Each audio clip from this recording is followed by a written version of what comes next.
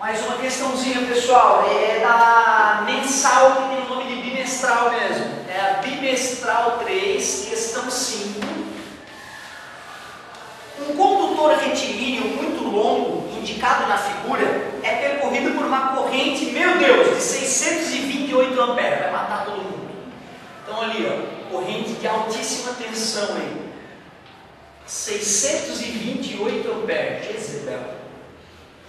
O valor da corrente I na espiral circular de raio R, a fim de que seja nulo o campo magnético resultante do centro O da mesma, será igual a... Que loucura, tem uma espira aqui, ó.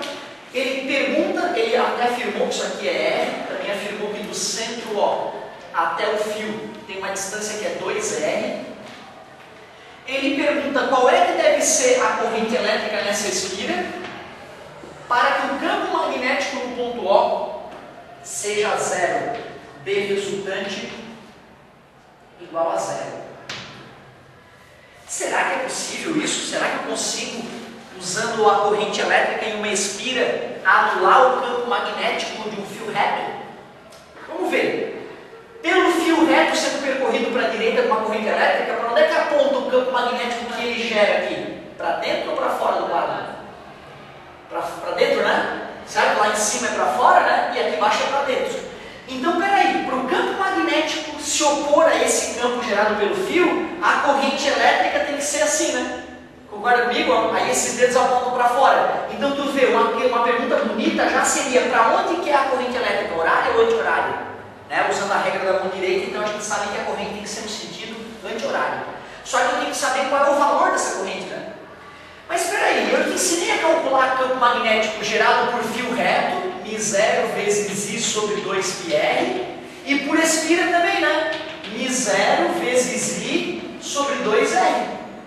O módulo do campo magnético gerado pelo fio tem que dar o mesmo valor do módulo do campo magnético gerado pela espira, só que um vai ser para um lado, o outro para o outro. Vetores iguais, mesma direção, sentidos opostos, vai dar zero.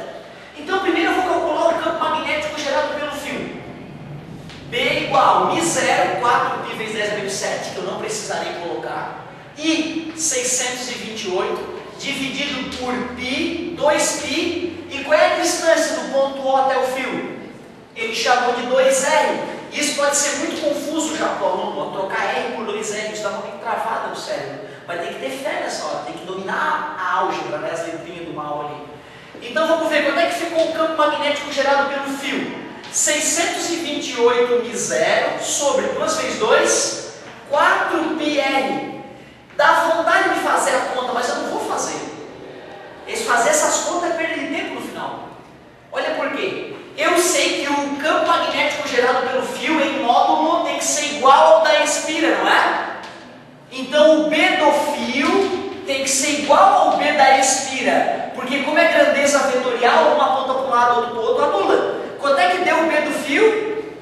628 μ0, 4πr. Como é que se calcula o B de uma espira?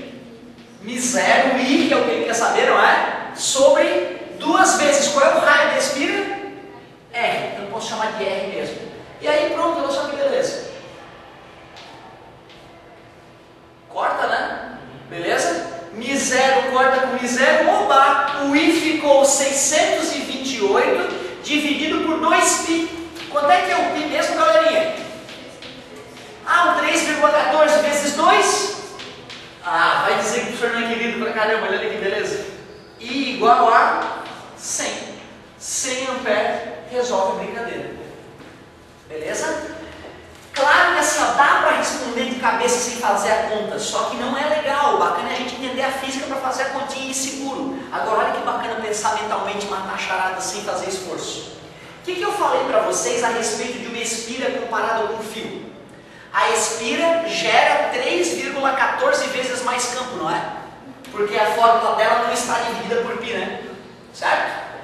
Porém, o fato de o fio estar o dobro da distância, com o dobro da distância cai pela metade do campo magnético, né? Concorda comigo? Então, peraí.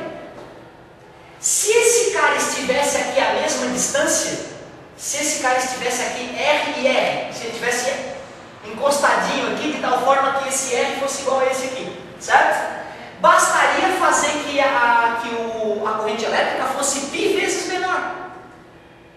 Já que a espira é π vezes mais poderosa, a corrente elétrica poderia ser π vezes menor.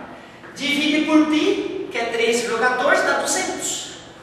Porém, o fio está no dobro da distância do que a espira, né? Então, metade de 200 eu vou precisar, 100 amperes. Então, tu vê, dá para fazer mentalmente, mas a gente só vai conseguir matar com consciência mentalmente depois que a gente tiver fera na parte básica. Então, eu lembro, cara, que eu olhava essas questões, para mim era absurdo. Como é que eu vou conseguir fazer? Porra, cara, que absurdo. E depois o cara vai vendo que com fé as coisas vão se cancelando e a gente vai começando a entender melhor o que está acontecendo. Então, uma questão bonitinha, essa aí sobre campo magnético gerado por corrente elétrica. Muito bem. Vamos para a próxima.